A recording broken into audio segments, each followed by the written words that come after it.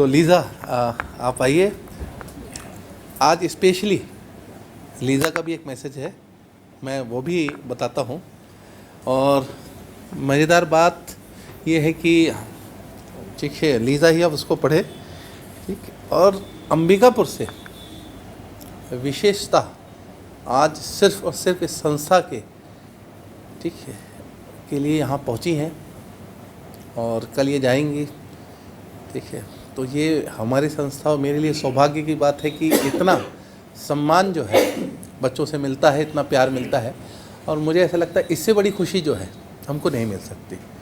अभी हम यहाँ से बोलते हैं बिलासपुर जाने के लिए, तो हम बिलासपुर ना जाएं, ठीक है, पर आप अंबिकापुर से आए हैं और विशेषता सिर्फ इसलिए कि वो आज मुलाकात या भेंट कर सके। तो ये आपके लिए भी मतलब एक गौरव का पल है कि हम ऐसे लोगों को सुन रहे हैं। अक्सर क्या होता है, मैं आपको मेरी तो एक आप आदत जानते ही हैं कि मैं भुलक्कड़ हूँ, और दूसरा ये है कि ऑनलाइन वालों के साथ मेरा अटैचमेंट जो है थोड़ा सा कम रहता है। क्यों? क्योंकि हम लोग या तो वर्चुअली रहते हैं या ऑनलाइन में रहते हैं या हम मैसेजेस में बात करते हैं। पर आज की तारीख में ऑनलाइन से बहुत ज़्यादा बच्चे सफल हो रहे हैं। मुझे ऐसा लगता है कनेक्शन जो है वो हमेशा बना रहना चाहिए और एक फेद बना होना चाहिए। ऑनलाइन वाले बहुत सारे बच्चे हैं, सुन रहे हैं यहाँ पर, तो मैं हमेशा यही कहूँगा, आपको कोई भी परेशानी है, डाउट है, मेरी टीम तो आपके साथ है ही, आप मुझसे कहिए। क्योंकि मैं जब लीज़ा का रिज़ल्ट देखा उसके बाद, ठीक है, मैंने स्क्रॉल किया चीज़ों को। 2022 से मेरे को कुछ टैक्स दिखाई दिए, ठीक है, और चीज़ें हो रही थी कि हाँ ठीक है, कुछ क्वेश्चन इन्होंने पूछे, मैंने उसका उस समय उनको जवाब दिया। और मेरी एक आदत है, ठीक है, मैं हमेशा व्हाट्सअप वाला मेरा चालू रहता है। मेरी क्यूरियोसिटी है, मतलब ये मुझे घर पे भी गाली पड़ती है, ठीक है, कि अगर कोई बच्चे ने क्वेश्चन पूछा है तो मैं उसका तुरंत जवाब दे दूं अगर मुझे देख सकता हूं, ठीक है। क्यों? मुझे ऐसा लगता है कि ये जिज्ञासा अगर बच्चे की अभी नहीं बताई तो शायद फिर वो चीज़ को लेके आगे ना बढ़ पाए, ना पढ़ पाए। तो आप लोग जो ऑनलाइन वाले हैं वो जुड़ते हैं, तो मैं हमेशा कहता हूँ ऑनलाइन वालों से अपने डाउट पूछिए। आप डाउट का जवाब, ठीक है, थोड़ा वक्त हो सकता है कि कुछ समय बाद मिलेगा, पर मिलेगा। तो इससे क्या होगा कि टीचर और स्टूडेंट की जो दूरियां हैं वो कम होती हैं। तो लीज़ा उनमें से है जो अंबिकापुर से रह के क्लास में पढ़ी हैं और वहाँ से ऑनलाइन क्लास की है। तो लीज़ा ने भी एक सुंदर सा मैसेज भेजा था मेरे को। इसको तो मैंने, ठीक है, स्क्रीनशॉट में 2 स्क्रीनशॉट में डाल भी दिया था। उसका मैसेज तो इतना सेंटिमेंटल हुआ, मैं बोला यार अब इससे बात करते हैं बाद में। तो लीज़ा आप पढ़ो इसको तो ज़्यादा अच्छा है, ठीक। और आप, ठीक है, कंटिन्यू करिए। Respected Nitin sir and team, today as I have been selected as a civil judge, I truly feel that this achievement is largely because of your guidance and blessings. Your discipline, constant motivation and faith in me helped me stay strong during every difficult phase of my journey. You did not just teach me law, you taught me how to be honest, patient and responsible in life. For that I will always remain grateful. Thank you for believing in me even when I sometimes doubted myself. This success belongs to you as much as it belongs to me. Regards, Lina. आज लग नहीं रहा है क्या मेरा? अच्छे script writer हैं।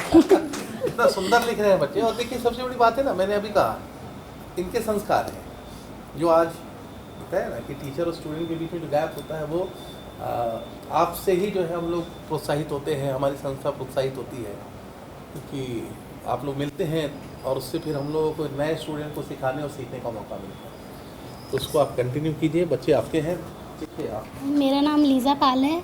मैं सरगुजा ज़िले से एक छोटे से गांव से हूँ, बतौली। शायद वहाँ से आसपास के कोई भी गांव से इतना बड़ा नौकरी का किसी ने सोचा भी नहीं था। मैं बहुत ही मिडिल क्लास फैमिली से हूँ। हमेशा से फाइनेंशियल कंडीशन थोड़ी कमज़ोर रही है, लेकिन मेरे फादर ने एजुकेशन के लिए कभी भी कमी नहीं की है। मेरे को हमेशा से क्लास 3rd से ही मेरे को हॉस्टल में रखा है, ताकि मैं सीख पाऊँ कि कैसे खुद से सब चीज़ मैनेज करना है। उसके बाद से मैं बहुत ही स्कूल में एवरेज स्टूडेंट थी। कभी भी मेरा परसेंट 75 से ऊपर कभी नहीं था। और मेरे को लगता है कि ज़्यादातर स्टूडेंट्स जो एवरेज रहते हैं उन्हीं लोग ज़्यादा टैलेंटेड रहते हैं। क्योंकि जो टॉपर्स रहते हैं उन लोग तो बड़े बड़े जॉब या फिर कहीं भी उनका जो एम रहता है शुरू से उन लोग उसको हासिल कर ही लेते हैं। हमारा तो कोई एम ही नहीं था। तो हमने स्कूल में भीड़ में जो भी मेडिकल या फिर इंजीनियर, तब ज़्यादा क्रेज़ उसी का था, नीट का या फिर IIT JEE जो अभी भी है। पर नीट में रैंक नहीं आया, मेरा सिलेक्शन नहीं हुआ नीट के लिए, क्वालिफाई नहीं हुआ। तो मैं BSc बायोटेक्नोलॉजी में एडमिशन ली भिलाई में। फिर वहाँ भी सीरियसनेस तब तक भी नहीं था, लेकिन ये था कुछ तो करना है क्योंकि पेरेंट्स बाहर भेजे हैं। इतना मतलब अगर पेरेंट्स इतना हम पे विश्वास करें तो हमको कुछ रिटर्न तो करना ही है। तो फिर मैंने वहाँ से सिविल जज के बारे में पहली बार एक पेपर में पढ़ा था कि सिविल जज आखिर क्या होता है। फिर मैंने उसका एलिजिबिलिटी देखा कि क्या है। पहले मेरा लक्ष्य बना कि मेरे को सिविल जज बनना है, उसके बाद मैंने डिसाइड किया कि मेरे को LLB करना है। उसके बाद मैंने धीरे धीरे घर में मनाना चालू किया, क्योंकि मैं लीगल बैकग्राउंड से तो नहीं हूँ, पेरेंट्स भी कोई भी नहीं है, पहली ही हूँ जो घर में LLB की हूँ। तो धीरे धीरे मैंने मनाना चालू किया कि हाँ एक सिविल जज कुछ होता है, कोई पोस्ट है, इसके लिए मेरे को प्रिपरेशन करना। शुरू में पापा थोड़ा मतलब उनका ये था कि BSc करो, MSc करो, उसके बाद फिर जो एडमिनिस्ट्रेशन PSc है उसका तैयारी करो। फिर मैंने अपने बड़े भाई जो मेरे को हमेशा सपोर्ट करते हैं, वो अभी वेटनरी डॉक्टर हैं, तो फिर हमेशा सपोर्ट करते हैं, उन्होंने मेरे पापा से बात की कि उसको जो करना है उसको एटलीस्ट एक बार ट्रस्ट करके देखो। तो फिर मैं उसके बाद सर से मिली, मतलब एडमिशन लिया मैंने सर 2021 में। पूरा ऑनलाइन, मैंने ऑनलाइन का पूरा फ़ायदा उठाया, लॉकडाउन का पूरा फ़ायदा उठाया। मतलब मेन जो बेसिक जो होता है पढ़ाई मैंने प्री का वहीं सर से सीखा है, क्योंकि कोविड के टाइम पे ऑनलाइन चलता था कॉलेज भी, तो उतना तो LLB उतना तो नहीं हो पा रहा था मेरे से, मतलब समझ नहीं आ रहा था, क्योंकि डायरेक्ट पढ़ना बहुत टफ है और साइंस बैकग्राउंड से आके फिर लॉ पढ़ना, और कोई था ही नहीं, कोई मेंटोर भी नहीं था सामने। फिर सर से मैं डायरेक्ट पढ़ना सीखी हूँ, हर एक चीज़ डायरेक्ट पढ़ना कितना टफ है, रीड करना समझ ही नहीं आ रहा था। फिर मैंने धीरे धीरे सर से सीखा हर चीज़, टेस्ट दिया। फिर शुरू के टेस्ट में तो मार्क्स नहीं आ रहे थे, बहुत कम मार्क्स थे। फिर धीरे धीरे मैंने पढ़ना चालू किया। सर का जो एक मेन सर हमेशा बताते हैं इंडेक्स, मैंने सारे सब्जेक्ट के इंडेक्स पहले प्रिंट आउट करवा के उसमें छोटे छोटे शॉर्ट नोट्स बना के जो अपने हिसाब से याद हो वो मैंने उसमें लगाए, नोट्स बनाए। सर का एक बहुत अच्छा चीज़ है कि सर नोट्स नहीं देते हैं, क्योंकि आप अपने हिसाब से नोट्स बना सकते हैं। पर अभी सबसे ज़्यादा है कि सर आप नोट्स हाँ, सर से सबका कंप्लेन है कि सर नोट्स नहीं देते हैं, क्योंकि मेरे को ऐसा लगता है मैं कहीं से नहीं पढ़ सकती, सिर्फ अपने नोट्स से पढ़ सकती हूँ। सर पढ़ाए, हम लोग उस कंसेप्ट क्लियर हो गए, उसके बाद अपने वर्ड्स में अपने नोट्स बनाओ, जितना छोटा हो सके प्री का। उसके बाद कंसेप्ट धीरे धीरे क्लियर होते गए, फिर रिज़ल्ट आने चालू हुए टेस्ट के। तो मैंने सर पहले फैमिली ग्रुप में भी भेजते थे पेरेंट्स को, अभी भी हाँ टेस्ट का रिपोर्ट जाता है। तो धीरे धीरे पापा भी देखे, उनको भी लगा हाँ कुछ तो है, हो सकता है कुछ फिर धीरे धीरे उनको भी कॉन्फिडेंस आया कि नहीं, अगर और सपोर्ट करना चाहिए। फिर उन्होंने बहुत सपोर्ट किया मेरे को। फिर मेरा पहला अटैम्प्ट 2023 में था, प्री क्लियर हो गया। मेंस कुछ समझ नहीं आ रहा था, क्योंकि जजमेंट कहाँ से करें। सर का क्लास ली मैं, सर से वहाँ भी मेंस का पूरा जजमेंट सर बहुत अच्छे से चार्ज प्रैक्टिस करवाते हैं। मैं तो एक एक दो दो कॉपी पूरा ख़त्म कर देती चार्ज में ही। मतलब इतने बार सर फॉर्मेट लिखवाते हैं कि आप फॉर्मेट तो भूल ही नहीं सकते, जीवन में कभी नहीं भूल सकते आप। उसके बाद चार्ज है, सेक्शंस है, आपको हर एक सेक्शन से याद होने चाहिए, क्योंकि ऐसा है कि सबको लगता है कि कोई कोई डेड एरिया वहाँ से नहीं आता है, लेकिन बीच में चेंज हुआ था कि डेड एरिया से ही आता है। उसके बाद फिर मेंस में मैंने ट्रांसलेशन के लिए जो डायरेक्ट है, ट्रांसलेशन तो मैं 2 घंटा करती थी रोज़, कभी भी 2 घंटा रात में, या फिर जजमेंट लिख के बोर लग रहा है तो फिर मैं ट्रांसलेशन करती थी।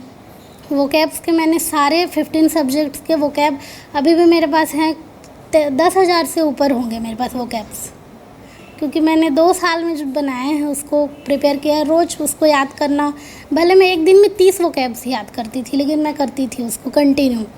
और कोई भी कंपटीशन एग्ज़ाम सिर्फ एक बच्चे का नहीं रहता, पूरी फैमिली का संघर्ष होता है वो। हमेशा मेरे घर में मैं जब भी कॉल करती थी, उन लोग कभी भी ऐसे नहीं थे कि क्यों नहीं हो रहा है, कुछ नहीं, कभी भी फोर्स नहीं करते थे मेरे को। फिर फर्स्ट अटैम्प्ट में मेरा 1 नंबर से वेटिंग रह गया था, फर्स्ट वेटिंग था मेरा। तो भी कभी भी नहीं बोले कि कब होगा। या फिर मेरे पापा को तो उतना आइडिया नहीं है इतने बड़े जॉब का, तो उन्होंने मेरे को हमेशा रोज़ पूछते थे, कुछ टाइम पहले तक भी पूछते थे वेटिंग क्लियर हुआ क्या, चेक करो PDF ये सब। पर फिर मैं सोचती थी कि उनको उनके जोन में रहने देती हूँ। मतलब पेरेंट्स को भी हम लोग नहीं वो कर सकते, उन लोग भी अपनी जगह में सही, उन्होंने बहुत संघर्ष किया है इस चीज़ के लिए भी।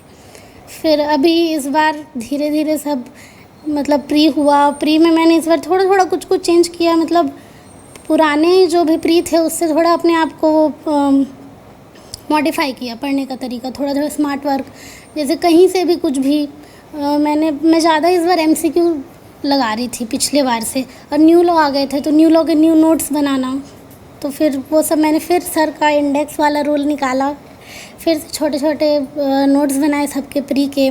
तो जैसे कोई भी सेक्शन है उसका आप छोटा सा कोड वर्ड बना लो, उसका पूरा तो याद नहीं होता, तो फिर वो रिवाइज़ करना कंटिन्यू। मेन है कि कंसिस्टेंसी और रिवीजन, आपको लॉ रिवाइज़ करना ही करना है, एक दिन में एक लॉ।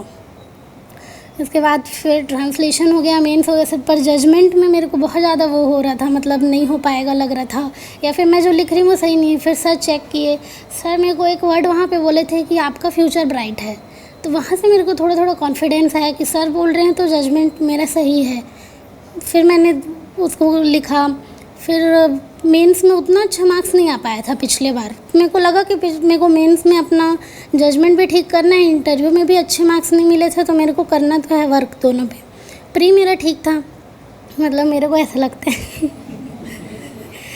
फिर मैंने सेकेंड अटैम्प्ट में तैयारी की, और मेंस में सर जो है, सर का जो मॉक टेस्ट होता है प्री का, वो आप लोग ऐसा दो जैसे आप लोग पेपर ही दे रहे हो, एग्ज़ाम प्री ही दे रहे हो। और इस बार छत्तीसगढ़ था तो मैंने सर से ही क्लास लिया था छत्तीसगढ़ का भी। सर बहुत अच्छा तैयारी करवाते हैं छत्तीसगढ़ का भी, MCQ वगैरह सब कंटिन्यू सॉल्व करवाते हैं क्लास में ही लाइव। तो मैंने ऑनलाइन ही किया है सब सर से। कभी मैं शायद आज सर से दूसरी बार मिल रही हूँ, या फिर कभी भी कोई डाउट होता था मैं सर से ही पूछती थी मैसेज करके। सर तुरंत नहीं भी करते थे, पर सर एक दिन के अंदर ही रिप्लाई कर देते थे कि हाँ, वो भी वन वर्ड कि हाँ ये होगा, मतलब तो आ जाता था कॉन्फिडेंस कि सर बोल रहे हैं तो होगा, यही होगा। मतलब उसके बाद कोई डाउट नहीं होता था उस चीज़ में। उसके बाद मैंने अब मेंस, इस बार का मेंस गया तो भी कॉन्फिडेंट तो मैं थी, लेकिन फिर भी एक डाउट रहता है क्योंकि यहाँ का थोड़ा सा हो जाता है ऊपर नीचे, मेंस का समझ नहीं आता है। प्री का तो आप काउंट कर लोगे कुछ भी है, पर मेंस का समझ नहीं आता है थोड़ा सा। फिर मेंस के रिज़ल्ट आया तो अब मेरे को इंटरव्यू पे वर्क करना था, तो सर से ही मैंने इंटरव्यू का भी क्लास लिया है दोनों बार। और सर लॉ भी पूरा लॉ सर तैयार करवा देते हैं, लेकिन मेन है आपका प्री। अगर आपका बेस क्लियर है वो मेंस में भी काम आएगा, आपका इंटरव्यू में भी काम आएगा। तो आपको जो प्री है ना वो आपको बहुत अच्छे से तैयार करना है। और जब आप पहली बार पढ़े रहोगे ना वही आपको याद आएगा, भले वो 10 साल बाद ही क्यों ना हो। इसलिए जब आप पहली बार पढ़ते हो कुछ चीज़ मत छोड़िए। इवन जो उसमें नीचे में केस लॉ दिया है भले वो आउटडेटेड हो गया हो, कुछ भी हो, आपको पढ़ना है। मैं जब एग्ज़ाम हॉल में आँख बंद कर दी थी, मेरे को कुछ नहीं याद आ रहा है, तो मेरे को पूरा पेज दिखता था अपने नोट्स का। मतलब आपको इतना पढ़ लेना है कि आपको पूरा वहाँ पे सामने दिखने लगे। इवन बेयर एक्ट का भी पेज नंबर भी याद होना चाहिए आपको, वरना आप लोग फिर मतलब इतना कर लोगे तो मेरे को नहीं लगता कि कोई उसके बाद फिर इंटरव्यू हुए। इस बार इंटरव्यू अच्छे गए थे, बोर्ड भी अच्छा था, सब सही था। लॉ पे डिस्कशन हुआ, छत्तीसगढ़ GS पे, और जैसे फीमेल मैम भी थी एक बोर्ड में, तो उन्होंने फीमेल ओरिएंटेड जितने भी लॉ हैं उनसे मेरे से क्वेश्चन किया। इस बार अच्छा था सब। Thank you. आप लोगों को कुछ पूछना है तो। मेंस आपका फर्स्ट टाइम अच्छा नहीं गया, तो कौन सी गलती आपने जो काम किया? मैंने मेंस में स्पीड तो मैं जब घर में कर रही थी स्पीड वगैरह सब सही था, लेकिन मेंस में ना क्वेश्चन न्यू रहता है तो आपको थोड़ा टाइम ज़्यादा लग सकता है कि मैं इसको, और मतलब टाइम इसमें लगता है, सब आपको पता रहेगा सेक्शन क्या लगाना है, सब चीज़ बेसिक चीज़ आपको पता रहेगा, लेकिन फिर भी आपको लगता है मैं कुछ ऐसा ना लिख दूँ गलत ना हो जाए, उस डर के कारण आपको 5-10 मिनट एक्स्ट्रा लग जाता है वहाँ पे। तो ट्रांसलेशन पिछले बार छोटा आया था, ट्रांसलेशन वगैरह सब कंप्लीट हो गया था, मेरा पेपर भी कंप्लीट हो गया था, लेकिन मेरे को लगा था शायद मैं और अच्छे से लॉ पॉइंट डिस्कस कर सकती थी, एप्रिसिएशन में थोड़ा और मेरे को मेहनत चाहिए, ऐसा मेरे को लगा था। मतलब पहला मेंस था तो मैं एग्ज़ाम प्रेशर शायद मेरे से वो नहीं हो पाया था।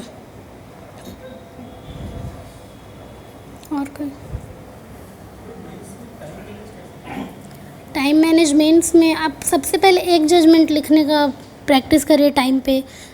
जैसे 1 घंटे में एक जजमेंट लिखने का प्रैक्टिस करिए पहले, या फिर 2 घंटे में करिए। मेरे को तो पहला जो वो था जजमेंट था पहला, सिर्फ क्रिमिनल का, मैं 3 दिन में लिखी थी। सर भी बोले थे जितना टाइम लगता है उतना लगने दो, 1 हफ्ता भी लगेगा लगने दो, पर पहला था मैं उसमें लिखी थी 3 दिन में। उसके बाद फिर मैंने धीरे धीरे उसको कम किया। सेकंड जब मैं लिखी तो वो 6 घंटे हुआ, फिर 3 घंटे हुआ। ऐसे धीरे धीरे टाइमर लगा के, स्टॉप वॉच लगा के आप कंटिन्यू उसको ट्रैक करिए तो हो जाता है। मेरा एक क्वेश्चन है। जी सर। मेरे लिए बदनाम करते सर जजमेंट नहीं लिखाते, वो सही है कि गलत है? मैं तो ये बोलूँगी सर जजमेंट लिखाते नहीं हैं या देते नहीं हो बहुत अच्छा है। अगर सर दे देंगे तो आप पहला जो इम्प्रेशन है आप कॉपी करोगे तो फिर आपका माइंड नहीं खुल पाएगा।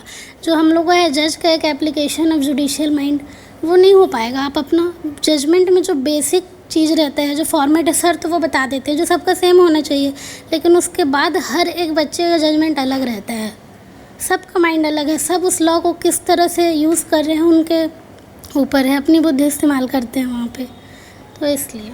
और सर जजमेंट्स तो पूरे सिंपल जजमेंट्स देने भी चालू कर दिए हैं 2 साल से, क्योंकि सर को सब बोल रहे थे जजमेंट नहीं लिखवाते, पर सर बहुत अच्छा चीज़ है कि सर जजमेंट नहीं लिखवाते हैं।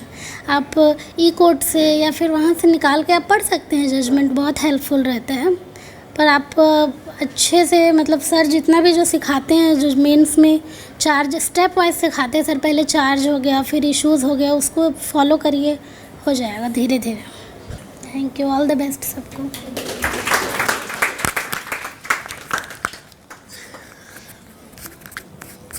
सरगुजा संभाग से आई है लड़की। देखिए, ये इसने जो कहा, ये बात सच है कि हम लोग अलग अलग परिवेश से हैं, पर एक बात सत्य है कि जिस दिन आप अपने मुकाम पे पहुंच जाते हैं तो हम कई अपनी पीढ़ियों को एक उदाहरण देके जाते हैं। और ये मत देखिए कि हम कहाँ से हैं, क्या है।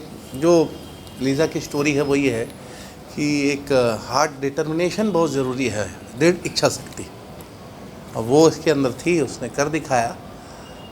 और एक चीज़ हमेशा याद रखिए, मैं हमेशा बोलूँगा, आप लोग अपने कंफर्ट जोन से बाहर निकलिए। अगर आप जब तक कंफर्ट जोन में रहेंगे तब तक आप जो है अपना एफर्ट नहीं लगा पाएंगे। तो कंफर्ट जोन से निकलिए, ठीक है, सुविधाओं से बाहर निकलिए। और अगर आप त्याग करना सीख गए अपनी इच्छाओं का, अपनी लालसाओं का, तो आप उस दिन सक्सेस हो जाएंगे। तो एक उदाहरण हमारे सामने है। एक और कैंडिडेट पीछे बैठी है, उसके बारे में बाद में बोलूँगा, पर उसको अभी ये कहूँगा, अगले साल आपको इस जगह पर वो खड़ी हुई दिखेगी। ये आज जो है मेरे लिए, ये मैंने जब भी कहा है कि भैया तुम्हारा होगा, जैसे इसने कहा ना कि ब्राइट फ्यूचर है, इसका मतलब है, तो मैं उसके लिए भी कहूँगा अगले कुछ समय बाद 2025 हो, 26 हो, जब भी वो क्वालिफाई करेगी, मतलब एक दिन यहाँ ज़रूर आएगी। ठीक है।